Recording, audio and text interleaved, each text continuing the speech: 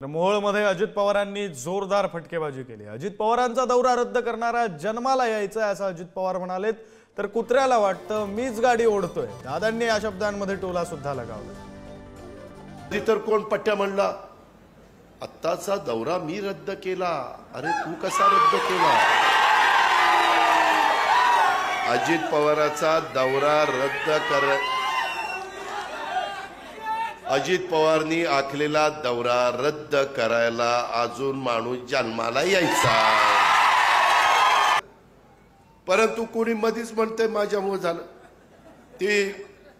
ते कुत्र कसं त्या गाडीच्या खाली चाललेलं असतं, त्याला वाटतं मीच गाडी ओढतोय, मीच गाडी ओढतोय। अरे पुढची बैल गाडी ओढताय, तू काय करतोय?